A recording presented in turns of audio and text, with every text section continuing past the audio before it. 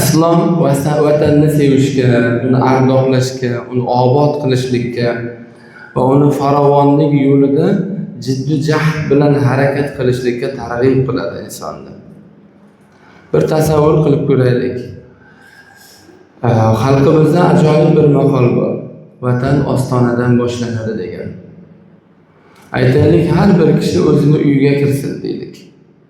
Eshigidan yoki darvozasidan kirishi bilan agar o'sha uyi obod, saranjon, hamma joyi chiroyli, ta'mirlangan, yorug' bo'ladigan bo'lsa, dili yayraydi, qalbi xursandchilikka to'ladi. Agarda kirsa-yu hamma narsa alg'ov-dalg'ov, hech qayer ta'mirlanmagan, xunuk bo'lib turgan bo'lsa, kirgandan u qay holatga tushadi? Qalbida bir nima deydi? Xafachilik deymizmi? Yoki bezovtalikmi, nimadir paydo bo'ladi. U insonni yuzida ham aks etadi. Va o'yga tushadi. Shu uyimda mana uy devorini bir shuvatsam, chiroyli ta'mirlasam. Hovlimizni ham chiroyli qilib g'isht terdirsam yoki piltalar yotqizsam deydi misol uchun. Yoki tomlarni ham chiroyli qilsam, xonalarni bir zamonaviy qilsam degan bir fikr hayollar o'tadi. O'zi asli mehnat qilishdan maqsad ham shu. Mehnat qilib, harakat qilib pul topiladi nima uchun? O'sha uyni to'g'rilayman, chiroyli qilaman, ta'mirlayman degan maqsadda. Demak, insonda vatanda ham shunaqangi bir hissiyot, tuyg'u bo'lishligi kerak. Lekin aksincha hozirgi kunda bizda uydan tashqariga chiqqandan keyin inson umuman e'tibor bermaydigan holatlar yuzaga keladi. Aybni doim odamlar kimlardandir izlashga harakat qiladi, lekin aslida o'zini aybi bor ekanligiga e'tibor qilmaydi. Qanchadan qancha xatolarimiz bor, qanchadan qancha kamchiliklarimiz bor.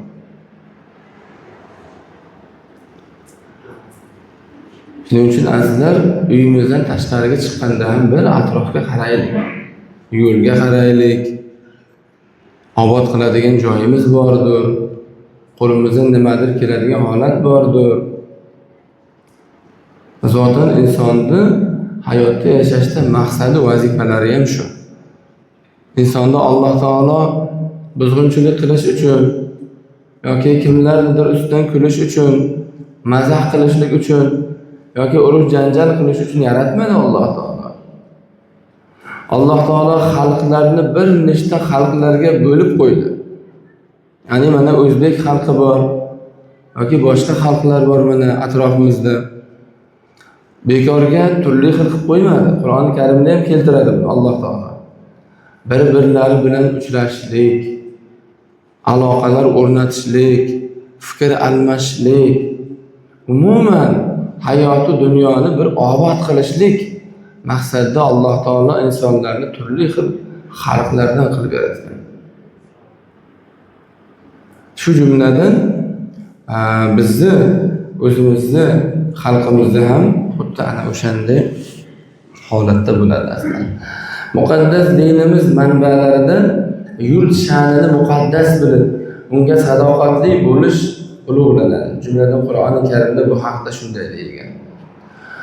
A'udhu billahi minash shaytonir rojim. وَلَوْ أَنَّا كَتَبْنَا عَلَيْهِمْ أَنِ اقْتُلُوا أَنفُسَكُمْ أَوْ اخْرُجُوا مِنْ دِيَارِكُمْ مَا فَعَلُوهُ إِلَّا قَلِيلٌ مِنْهُمْ صَدَقَ اللَّهُ الْعَظِيمُ.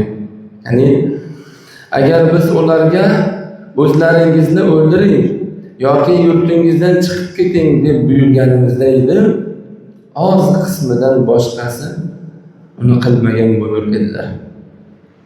Imom Fahriddin Rozi rahmatullohi alayh bu oyat karimani sharhlab aytgan ekanki, Alloh taolo vatandan ayrilishni insonni o'zini o'zi o'ldirishga tenglashtirmoqda deb ta'riflagan ekanlar. Ya'ni to'lib o'sgan joyida ayrilib ketishni go'yoki inson o'zini o'zi o'ldirishga tenglashtirgan ekan tafsir kitobida. Bundan ma'lum bo'ladiki, tarozini bir tomonida jon turadigan bo'lsa, jondan ayrilish turadigan bo'lsa, ikkinchi tomonda vatandan ayrilish turadi deb ulamolarimiz so'zlarida keltirib o'tadi. Azizlar, darhaqiqat hozirgi kunda shunday bir xursandchilikni arafasida turibmiz. Ya'ni mustaqilligimizni, vatanimizni mustaqil bo'lganligini 34 yilligi nishonlanishligi arafasida turibmiz. Bu Alloh taoloning bizga bergan juda ham katta ne'mati aslida. Juda ham katta ne'mat. Tarixda mana islom tarixini o'rganadigan bo'lsak yoki mana jahon tarixini ham o'rganadigan bo'lsak, bitta juda xunuk holatga duch kelamiz doim. Bu o'sha quldorchilik davri. Insonlarni insonga qul bo'lgan holatlar. Hozirgi kundagi ba'zi holatlar ham bor, chet elga chiqib ishga chiqib ketyapti. Ularni ham qul deb aytadi. Ular aslida qul emas, sababi u quldorchilik shunaqangi, qul bo'lgan insonga go'yoki bir matohga muomala qilingandek muomala qiladi. Tasavvur qilib ko'ryapsizmi? Mana 1 metr oq surp aytaylik. Yoki 10 metr oq surp farqi yo'q. O'sha 10 metr oq mana surp yoki bo'zingiz bo'lsa, sizda ixtiyor bor, uni xohlasangiz kimgadir berishingiz mumkin. Xohlasangiz uyda yirtib ahbaqlarni artish uchun ishlatishingiz mumkin. Yoki bo'lmasa uni sotishingiz mumkin. Yoki musorga tashlab yuborishingiz mumkin. Qarang. Inson bir insonga qul bo'lganda xuddi o'shanaqa holat bo'lgan. Bir matohday bo'lgan, qadri qiymati bo'lmagan. Qadri qiymati bo'lmagan. Xohlasa sotib yuborgan, xohlasa kimgadir hadiya qilib yuborgan. Xohlasa joniga qasd o'ldirib yuborsa ham birov bir nima demagan. Chunki u qul o'sha odamniki. Nima qilsa o'shani qiladi. Ana qullik shunaqa bo'lgan aslida.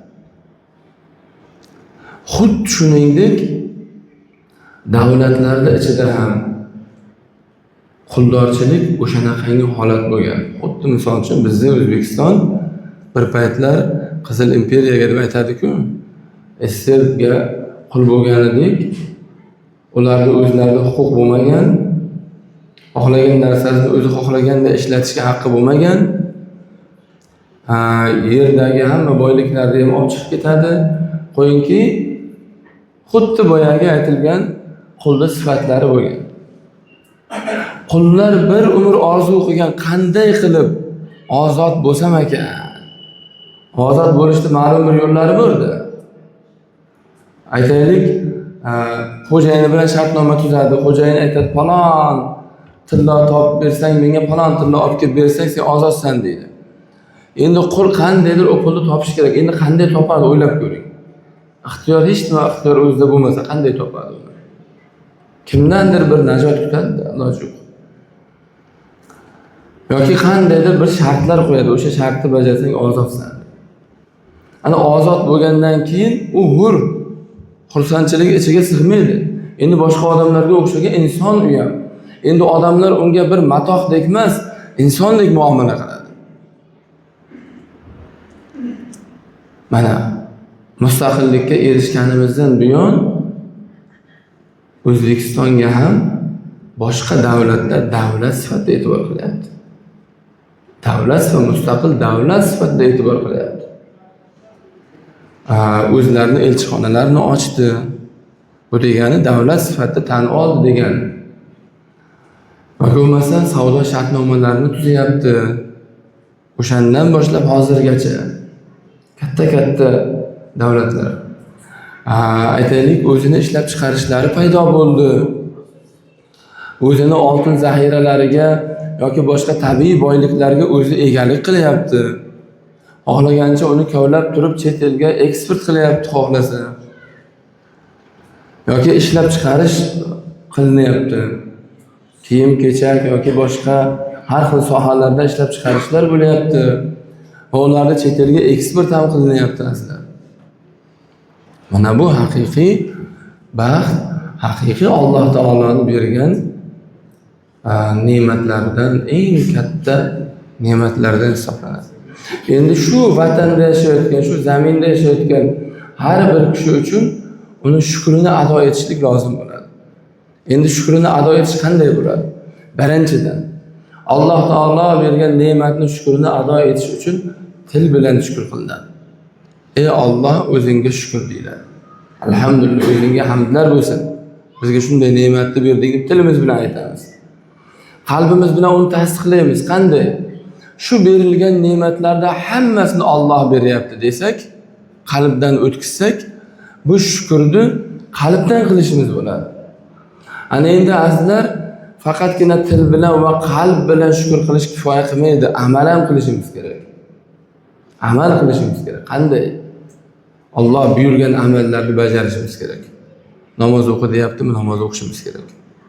Roza tut deyaptimi, roza tutishimiz kerak. Silay rahim qil deyaptimi, silay rahim qilishimiz kerak. Ana obod qilishlikka ham Alloh taolo buyuryapti. Hadis shariflarda kelgan. Obod qilish, mana qarang. Agar bir ekin ekayotganingda, ko'chat ekayotganingda qiyomat qoyim bo'lib qolganini bilsang, o'sha ko'chatni ekib qo'y degan. Bu nimadan dalolat beradi? Bu obod qilish degani. Uyingizni obod qiling, ko'chani obod qiling, masjidni obod qiling, qabristonlarni obod qiling, yoki ishxonamizni obod qilaylik. O'sha hammasini agar hamma o'zini vazifasini bajaradigan bo'lsa, haqiqatda rivojlanish, go'zallik juda me'yorga yetadi inshaalloh. Har bir narsada kamchilik albatta bo'ladi aslida. Oilada kamchilik bo'lgandek, aytaylik, katta bir davlatda ham bo'lishi mumkin. Bu xoli emas bu narsalardan. Lekin biz o'zimizni ishimizni bajarib, boshqa bilan ishimiz bo'lmasdan, ularni o'z egasiga topshirib qo'yishimiz kerak. Ko'proq Alloh taolodan so'rashimiz kerakki, Robbim, mana shu mustaqillik degan bir ne'matni berding, Alloh buni bardavom bo'lishligini nasib qilgin deb Xudodan so'rashimiz kerak doim. Bundan-da rivojlanishligini Alloh taolodan so'rashimiz kerak. Boyagi kamchiliklarni yo'q bo'lishini Xudodan so'rashimiz kerak. Bor-ku mana. Poraxo'rlik bor, sutxo'rlik bor, ichkilik bozlik bor. Alloh harom qilgan narsalarda bularda hammasi. O'g'irlik bor, zinokorlik bor, yo'q deb aytolmaymiz. Yo'q deb aytolmaymiz.